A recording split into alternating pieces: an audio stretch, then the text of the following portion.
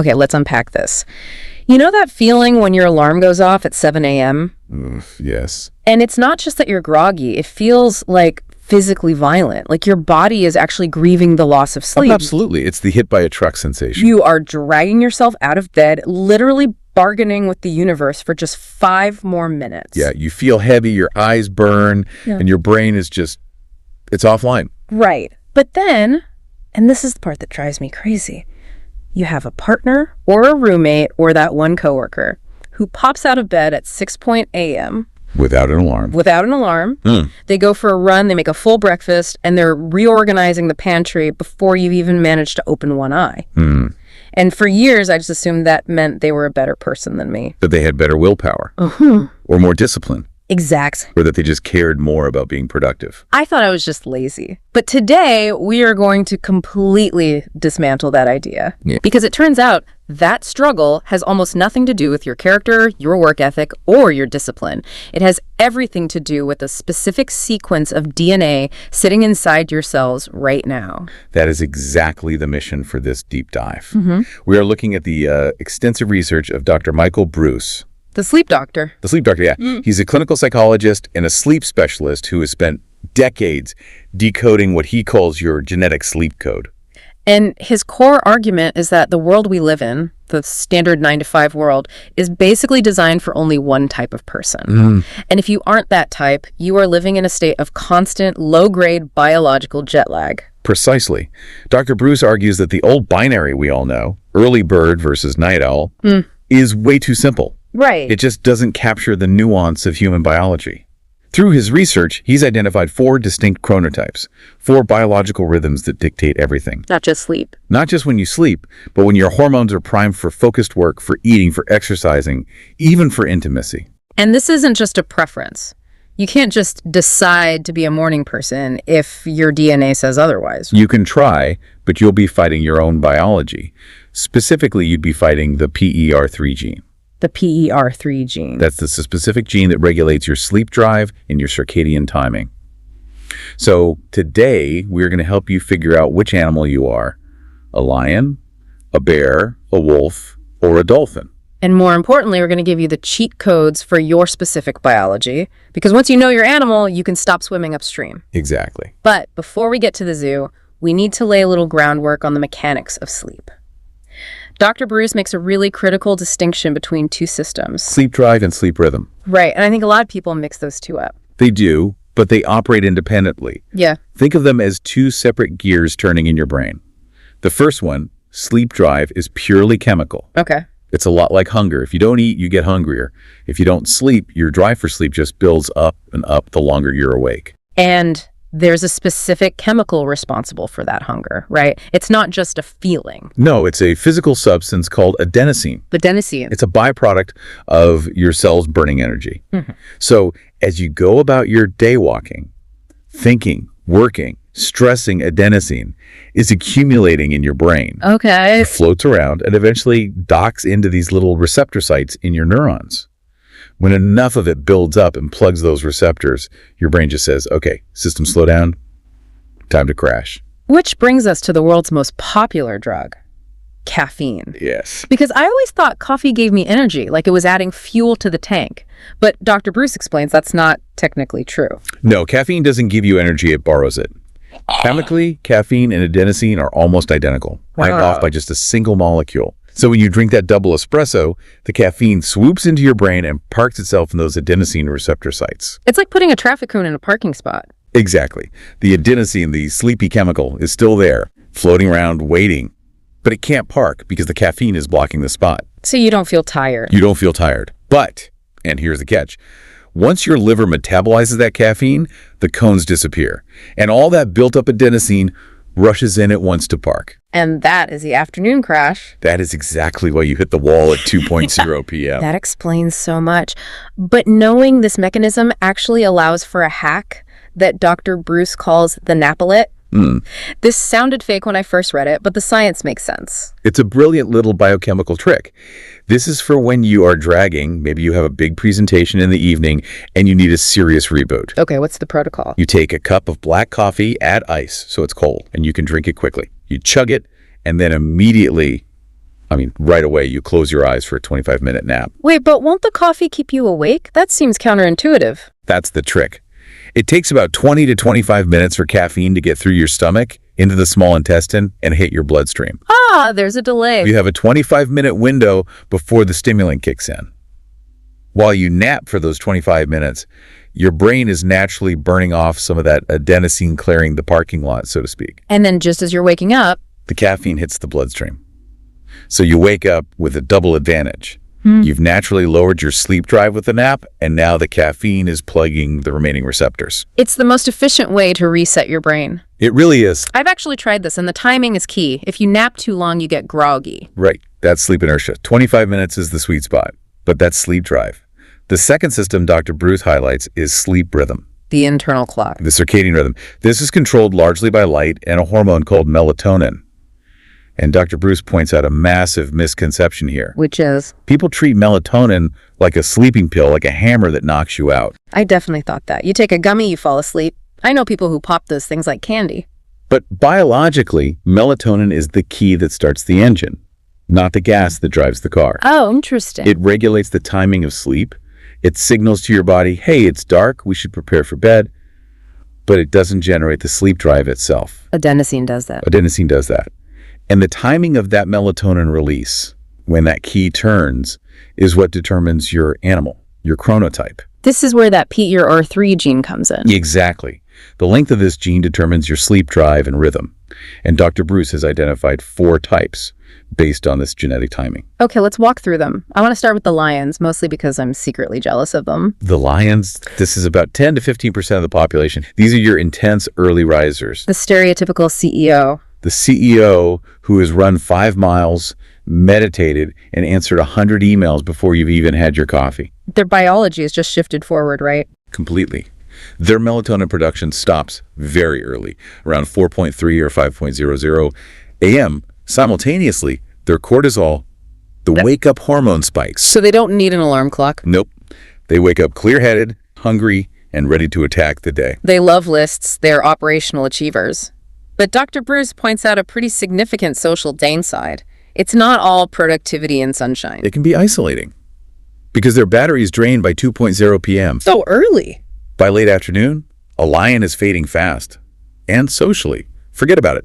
A lion cannot do dinner and a movie on a Friday night. No way! By 8:30 p.m., they're physically exhausted because their melatonin has already started flowing again. They're the ones falling asleep at the dinner table while everyone else is just ordering appetizers. So if you're a night owl dating a lion, that's a tricky dynamic. It requires negotiation. Brunch dates are better than late dinners for lions. They function best in the first half of the day. Now let's talk about the bears. This is the majority, right? Yes, about 50 to 55% of the population are bears. If you are a bear, consider yourself lucky. Society is literally built for you. The 9-to-5 grind is a bear construct. Exactly. A bear's biological rhythm tracks with the solar cycle.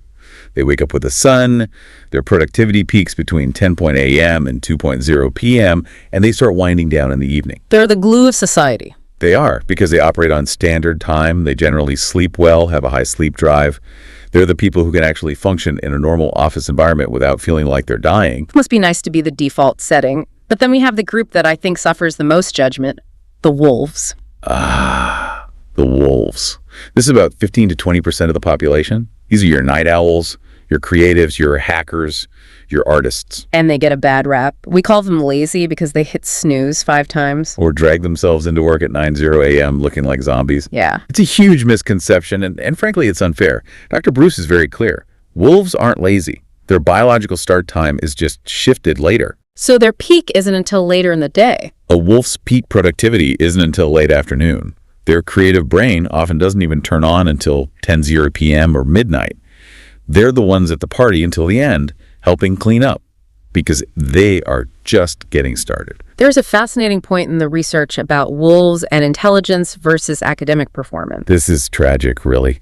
Wolves often have higher IQs on average than bears or lions. Oh. They are often highly creative and strategic. Yeah. But, and this is the kicker, they get lower grades in school and university. Because school starts at 7:30 a.m. Exactly. A wolf taking a math test at 8:00 a.m. is functionally trying to do calculus in the middle of their biological night. Their brain is still asleep. Their melatonin is still high. Their cortisol hasn't kicked in. They are fighting through a brain fog that a lion or bear just doesn't have. It's what researchers call social jet lag. I wish I had known that in high school. I would have brought a doctor's note.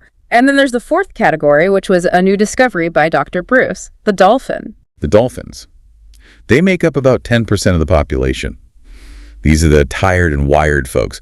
Dr. Bruce actually wrote his book specifically for this group because they struggle the most. Why dolphin? Comes from nature. Real dolphins sleep with only one half of their brain at a time. No way. Yeah, because they need to be alert for predators and they need to consciously breathe. Human dolphins are similar. They are what we call unihemispheric sleepers, incredibly light sleepers, easily disturbed by noise or light. These are the people who lie in bed replaying that awkward conversation from 3 years ago. Yes. High intelligence, often a bit neurotic or obsessive-compulsive. They tend to be perfectionists. They have a low sleep drive, so they wake up feeling unrefreshed. But they also struggle to nap because their brain just won't shut off. So we've got lions, bears, wolves, and dolphins. But identifying the animal is just step one. The real value here is the biohacking. Timing is everything. It's not just about when you sleep. It's when you drink coffee, when you eat, even when you have sex, because your hormones are fluctuating all day. Let's start with the one that hurts me the most. The coffee rule. The 90-minute rule. This is tough for people to hear. Most people, myself included, stumble to the kitchen and pour a cup immediately. Dr. Bruce says this is a biological mistake. Why? It has to do with the cortisol awakening response. When you open your eyes, your body is naturally flooding your system with cortisol and adrenaline to wake you up. You are already at your peak natural stimulation. So if I add caffeine on top of that... It's redundant. You're pouring Red Bull into a gas tank that's already full. You build tolerance to the caffeine without getting the benefit, and you just increase the jitteriness and anxiety. So the fix is to just wait. Wait 90 minutes, let your natural cortisol levels drop, and then drink your coffee. You get a second wind just as your natural energy starts to dip. It makes the caffeine far more effective. And he mentioned hydration, too. Crucial. You lose about a full liter of water just breathing and sweating while you sleep. Wow, a whole liter. A whole liter. And coffee is a diuretic. So if you drink coffee first thing, you're basically dehydrating a prune. Water first, wait 90 minutes, then coffee. Okay, let's pivot to another timing hack that might save some relationships. Intimacy. This is one of the most common questions Dr. Bruce gets. When is the best time for sex? And the default answer is usually 11:00 p.m. when the chores are done and Netflix is over. Which biologically is the absolute worst time. The worst. Think about the hormone profile at 11:00 p.m. Melatonin is high, which suppresses energy, cortisol is low, and crucially, testosterone is at its daily low point for men. You are physically primed for sleep, not performance. So we should be setting the alarm earlier. The morning is biologically superior. Specifically for men, testosterone levels are highest in the morning. That's why morning wood happens. Right. It's Mother Nature's way of saying, system is ready. Adrenaline is up, energy is up. You're connecting when your chemistry is primed for it, rather than when you're both exhausted zombies. But Dr. Bruce was very specific about the hygiene factor here. Yes, please brush your teeth, or at least keep mints on the nightstand. Don't let morning breath ruin the biology. Good advice. Now, let's talk about alcohol, because this is where the science gets a little scary. Yeah. Dr. Bruce talks about a specific happy hour window. Right. Your liver produces an enzyme called alcohol dehydrogenase to break down booze. It turns out for most chronotypes, the production of this enzyme peaks between 4:00 p.m. and 8:00 p.m. So the traditional happy hour is actually biologically accurate. It is. If you drink late at night, say 10:00 or 11:00 p.m., your body has stopped producing that enzyme efficiently. You struggle to metabolize the alcohol, and that destroys your sleep quality. Let's dig into that because I think a lot of people use alcohol as a sleep aid. I need a glass of wine to wind down. It's a trap. Alcohol is a sedative, yes. It will knock out your cortex and help you lose consciousness faster. But it destroys your sleep architecture. Specifically, it obliterates your REM sleep and suppresses deep sleep. And deep sleep is where the magic happens, specifically regarding the glymphatic system. I love this concept, the brain's janitor. It's fascinating. We used to think the brain just sat there while we slept. But we now know that during deep sleep stages 3 and 4, your brain cells actually shrink. They shrink. They shrink in size. This creates space for cerebrospinal fluid to wash through the tissue, literally scrubbing out metabolic waste. It's a power wash for the brain. Exactly. And it scrubs out proteins like beta amyloid, which are directly linked to Alzheimer's disease. And alcohol stops the cleaning crew? If you have alcohol in your system, you don't get into that deep restorative sleep. The janitor doesn't show up. So if you drink heavily every night to fall asleep, you aren't just tired the next day, you are preventing your brain from cleaning out the gunk that can cause long-term degeneration. That is sobering, literally. But Dr. Bruce isn't saying never drink, he just has a protocol. The 1-for-1 rule. 1 glass of water for every alcoholic drink. And crucially, stop drinking 3 hours before bed. You need to give your body time to metabolize the alcohol so your heart rate can drop. Heart rate is the key metric here. It is. To enter deep sleep, your heart rate needs to drop below your resting average. Alcohol keeps it elevated. So if your resting heart rate is normally 60, but it's pumping at 80 because of the wine... You aren't sleeping, you're just unconscious. Speaking of waking up, let's talk about the forbidden zone. The dreaded 3:00 a.m. wake up. Why does this happen to so many of us? It's physics and thermodynamics. To fall asleep, your core body temperature has to drop about 2 or 3 degrees. But eventually, your body has to warm up to wake you up. Right. For many people, that temperature rise starts to happen between 1:00 a.m. and 3:30 a.m. So we get a little heat spike. Right. And if your room is too hot or you have too many blankets or you ate too late, that internal heat spike wakes you up. Boom, you're wide awake. And this is the moment where people ruin their night. They look at the clock. The worst mistake. As soon as you see 3:14 a.m., your brain unconsciously does the math. I have to be up in 3 hours. That thought creates a spike of cortisol. Your heart rate goes up. And now, biologically, it is impossible to go back to sleep. And don't go pee unless it's an emergency. Correct. Standing up raises your heart rate. Walking raises your heart rate. You want to stay horizontal. So what do? We're lying there. It's 3:00 a.m. The mind is racing. Dr. Bruce recommends a specific breathing technique, the 4-7-8 method. It's a way to mechanically lower your heart rate. Okay, how does it work? You breathe in through your nose for a count of 4. You hold that breath for a count of 7. And then you forcefully exhale through your mouth, making a whooshing sound for a count of 8. Why the whole high 7 seconds? Holding allows the oxygen to fully saturate the lungs. But the long exhale, the 8 count, is the magic. That long exhale signals the parasympathetic nervous system to calm down. It effectively dumps carbon dioxide from the lungs. It's like a mild tranquilizer. If you do that for 10 cycles, it acts exactly like one. I tried this, and the hardest part is actually distracting your brain from the worry. But counting forces you to focus. It shuts down the monkey mind. You can't stress about your email while you are intensely counting to 7. It breaks the anxiety loop. Now, for the dolphins out there, or anyone who just feels restless, Dr. Bruce shared a kitchen hack that I absolutely love. It sounds like something a witch would brew. Banana tea. Banana tea. It does sound strange, but the biochemistry is solid. A major cause of restless sleep is magnesium deficiency. Right. Modern soil is depleted, so most of us don't get enough magnesium from food. And magnesium is essential for relaxing muscles and calming the nervous system. So we should eat a banana before bed. Well, you could, but you'd be missing the best part. The fruit has some magnesium, but the peel is absolutely loaded with it. We throw away the most potent part. You're kidding. So what's the recipe? You take an organic, banana organic is important because you don't want pesticide tea. Wash it, cut the tips off, cut it in half, leaving the peel on. Throw it into a pot of boiling water for about 5 minutes. The magnesium seeps out of the skin. Exactly. It infuses the water. You pour that water into a mug, maybe add a dash of cinnamon for flavor, and drink it. It acts as a massive bioavailable dose of magnesium right before bed. It's nature's muscle relaxant. That's a perfect way to put it. It's cheap, it's natural, and you don't have to buy expensive supplements. I love that. Just remember to let it cool down. Burning your tongue is bad for sleep hygiene too. Very true. Now, before we wrap up, we need to address a nuance here. These chronotypes, lion, bear, wolf, dolphin, they aren't set in stone for your entire life, right? We change. We do. It's a life cycle. Think about babies and toddlers. They are extreme lions. Up at 5:00 a.m., ready to party. And they crash early. And then the teenage years hit. And biology flips upside down. Adolescents and teenagers are biologically wired to be wolves. Their melatonin doesn't release until late, sometimes 11:00 p.m. or midnight.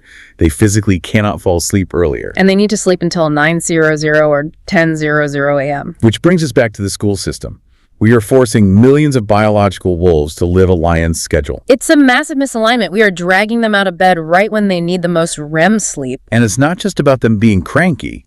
It affects their brain development, their mood regulation, their grades. And then in adulthood, we settle into our bear, lion, or wolf type, but then the elderly shift back. Yes, around age 55 or 60, the cycle often repeats.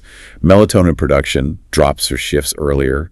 Older adults tend to become lions again. So the early bird special dinner exists for a very valid biological reason. It absolutely does. So zooming out, what is the big takeaway here? The takeaway is that we need to stop judging ourselves and others based on a single, rigid definition of discipline. If you are a wolf, sleeping until 9:00 a.m. doesn't make you lazy. It makes you a wolf. You aren't failing. You're just in a different time zone. And productivity isn't about willpower, it's about timing. Exactly. If you're a lion, do your deep work at 8 a.m. If you're a bear, aim for 11:00 a.m. If you're a wolf, stop beating yourself up for having brain fog in the morning. Accept it, do your admin tasks then, and save the heavy lifting for 4:40 p.m. when your brain lights up. Don't fight your genes, work with them. Biohack your schedule to match your DNA. So here is your homework for the listener. First, identify your animal. Are you the early lion, the steady bear, the night owl wolf, or the restless dolphin? Second, try the coffee hack. Wait 90 minutes tomorrow morning. See if that afternoon crash disappears. And maybe try the banana tea if you've been staring at the ceiling at 3 a.m. I am definitely trying the tea. And here is a final thought to leave you with. We talked about how 80% of teenagers are sleep deprived because schools start too early for their wolf biology. Yeah. We know the science. We know that simply moving a math test from 8:00 a.m. to 11:00 a.m. can raise a student's grade by a full letter. So why are we still running our education system and our corporate world on a schedule designed for 19th century farmers? It's a question of efficiency versus tradition. And on a personal level. Yeah. If you are a dolphin stressing out because you don't get a perfect 8 hours of sleep, consider this. Maybe your body is just fine on 6 hours. Maybe the stress of trying to force 8 hours is doing more damage to your health than the sleep loss itself. Sometimes the best sleep aid is just letting